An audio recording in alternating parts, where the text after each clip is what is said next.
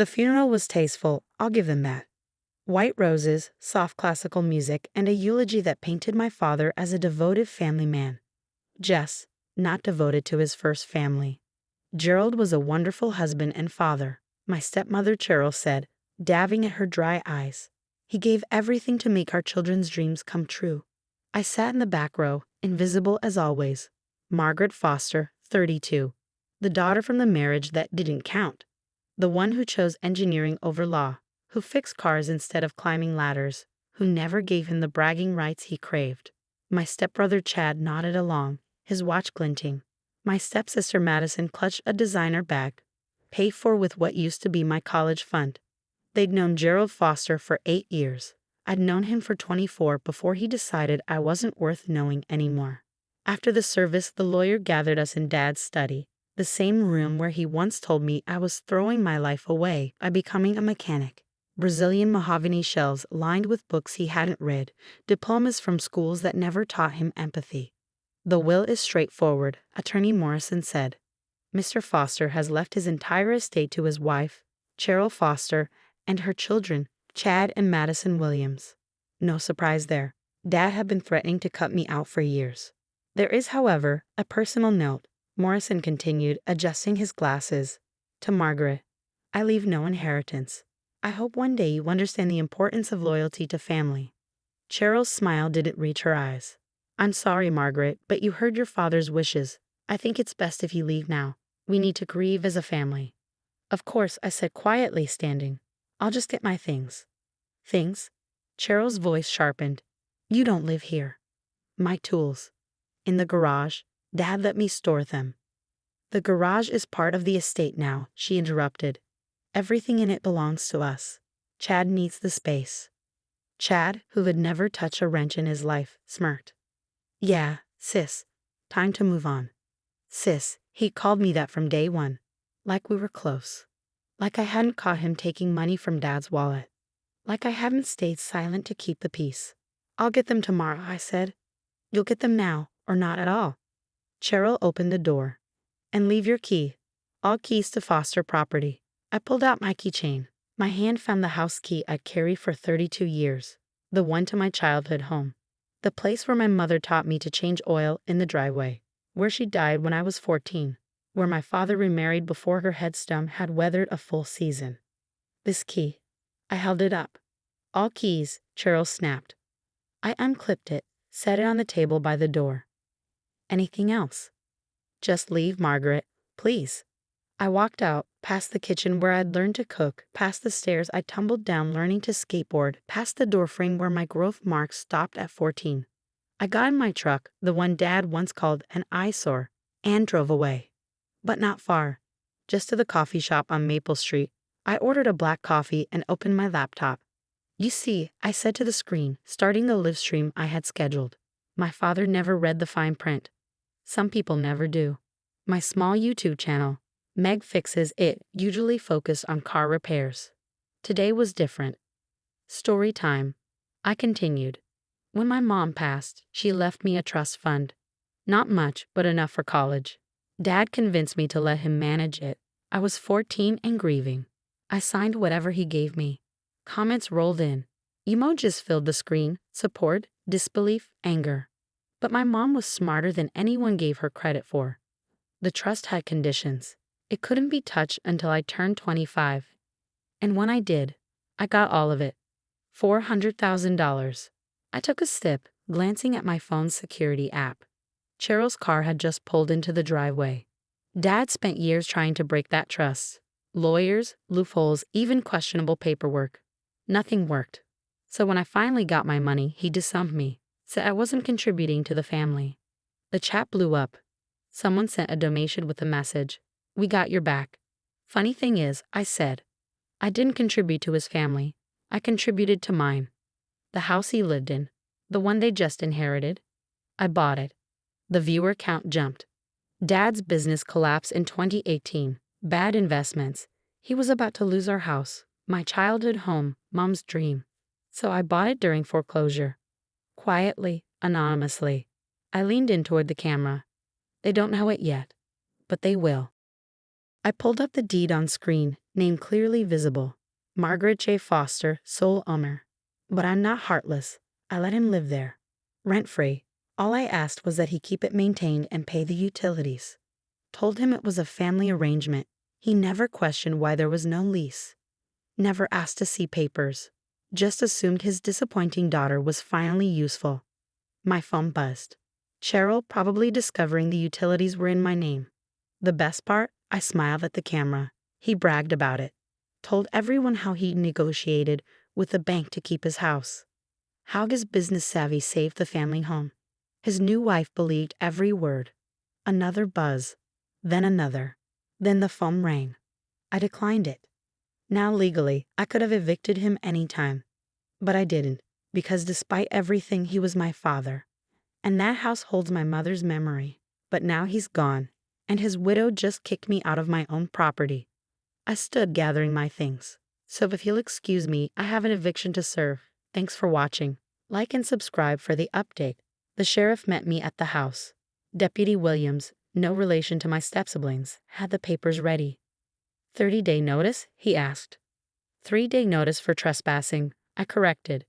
They have no lease, no rental agreement, no legal right to be there. And she just admitted on recording that she considers it solely Foster property, my ex-father's property, which doesn't exist. He whistled low. This is going to be ugly. It already was. Cheryl answered the door in my mother's apron, the sunflower one Mom wore for Sunday dinners. Margaret? I told you. Ma'am, Deputy Williams interrupted. I'm here to serve you with an eviction notice. You have 3 days to vacate the premises. The color drained from her face. Eviction? This is my house. Gerald left it to me. Gerald Foster didn't own this house, I said calmly. I do, have since 2018. Check the county records. That's impossible, he said. She stopped, realization dawning. You're lying. This is fraud. Here's the deed. I handed her a certified copy. And here's 6 years of property tax payments, all from my accounts, all in my name. Chad appeared behind her, face red. You can't do this. We're family. According to the will I just heard, I'm not family. I'm a disappointment who deserves nothing. I smiled pleasantly. So I'm treating you like the strangers you wanted to be. I'll sue, Cheryl shrieked. I'll take everything you have. With what grounds? You have no lease. No proof of residency except utility bills you didn't pay. No claim except the word of a dead man who didn't own what he promised you. Deputy Williams stepped forward. Mom, I need you to acknowledge receipt of these papers. She snatched them, tearing them immediately. There, now leave. That's destruction of legal documents, Williams noted, pulling out duplicates. And I'm required to post these on the door anyway. 3 days, ma'am. Madison finally appeared, phone in hand. I'm calling our lawyer. Good luck, I said. I'm sure Attorney Morrison will be happy to explain property law. For $400 an hour. As we walked back to our vehicles, Williams shook his head. You know they're going to trash the place. Already thought of that. I held up my phone, showing the security system alerts. Cameras in every room, activated this morning. Any damage is criminal destruction of property. He laughed. Remind me never to piss you off. That evening, my phone exploded. Texts, calls, emails. The family grapevine was in overdrive. From Uncle Pete, is it true you own Gerald's house? From Cousin Sarah, Cheryl's calling everyone saying you forged documents. From my father's brother James, you conniving little bitch. How dare you disrespect your father's memory? I responded to exactly none of them. Instead, I sat in my apartment, small but mine, and pulled out a box I'd hidden for 6 years. Inside, every document that mattered. The trust from my mother, the foreclosure notices, the deed transfer, and a letter I'd never sent. Asterisk dad asterisk, asterisk I bought the house to save Mom's memory, not yours. Every month you lived there rent-free was a gift you didn't deserve.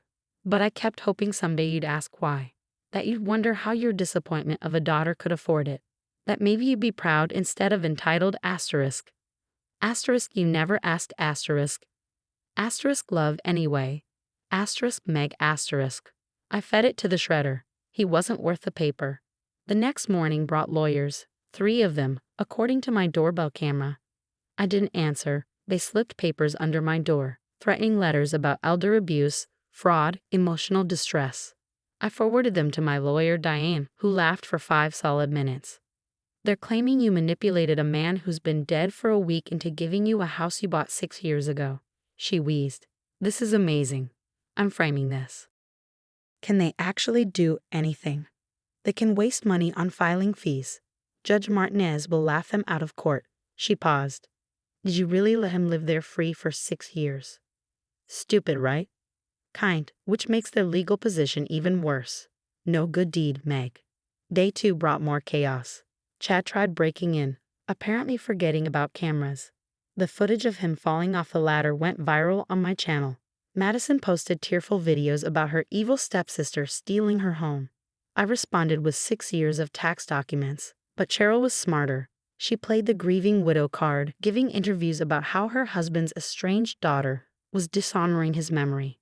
How she was suddenly homeless with 2 children. Never mind that Chad was 28 and Madison 26. I stayed quiet, let them talk, let them dig. Day 3 arrived with beautiful morning light streaming through my apartment windows. I made coffee, checked my cameras, and watched Cheryl supervise movers from the lawn. They were actually leaving, but not quietly. The call came from my neighbor, Mrs. Chen. Meg, dear, you need to see what they're doing. I pulled up the exterior cameras. They were loading trucks, yes. But also, was that my mother's piano? Don't worry, Mrs. Chen. I'm on my way. I arrived to find them stripping the house, not just their belongings, everything. Light fixtures, appliances, the vintage doorknobs my mother had collected. They even pulled up sections of hardwood flooring. Stop, I said calmly, recording everything. You're committing felony theft. Cheryl whirled, triumphant. This is all Gerald's property. The will says I inherit everything of his. The house isn't his. Neither is anything attached to it. Put it all back. Make me. Chad stepped forward, all 5'8" of entitled rage. I smiled. Okay. The police arrived in 4 minutes. I called them before leaving my apartment, knowing exactly what I'd find. Cheryl tried to explain, but it's hard to justify loading someone else's refrigerator into a truck. That's mine, she kept insisting. Gerald bought it. With my money, I corrected. While living in my house. Here's the receipt. I pulled it up on my phone. Pay from my account, delivered to my address, my name on the warranty. One by one, they had to unload everything. The movers, paid by the hour, weren't complaining. Chad and Madison were loudly about civil rights and harassment and how they'd make me pay. Speaking of paying, I said as the last fixture was returned, you owe me 6 years of utilities, roughly $23,000. I have all the bills. Cheryl's face went purple. You said it was a family arrangement, and you said I wasn't family. The police stayed until they left. Cheryl in her Mercedes, Chad in his Audi, Madison in her BMW. All gifts from my father, bought with money that should have included my mother's daughter. They peeled out dramatically, probably heading for the lawyer's office. I stood in my empty house, our empty house, and breathed. It smelled like lemon cleaner and broken promises. The walls held shadows of family photos I wasn't in. The kitchen remembered dinners I wasn't invited to. Mrs. Chen appeared with cookies and sympathy. Your mother would be proud. Would she?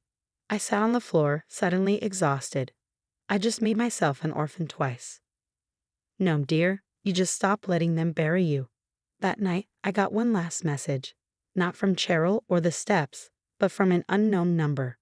This is Patricia Williams, Madison's mother. The real one. Thank you for exposing what kind of people they are.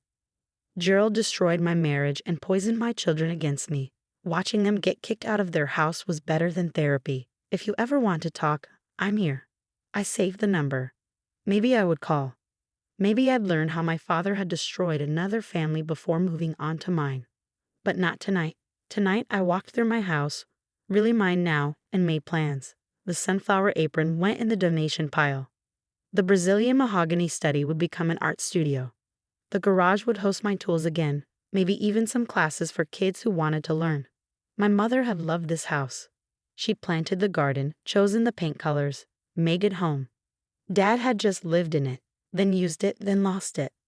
Now it was mine to remake, a disappointment's inheritance, bought with her own money, saved with her own strength. The will had said I deserved nothing. Turns out, nothing was all I needed to take everything back. The next morning, I started my live stream with a simple greeting. Hey everyone, Meg here. Today we're going to talk about the most important thing I've ever fixed, my life. And it started with reading the fine print.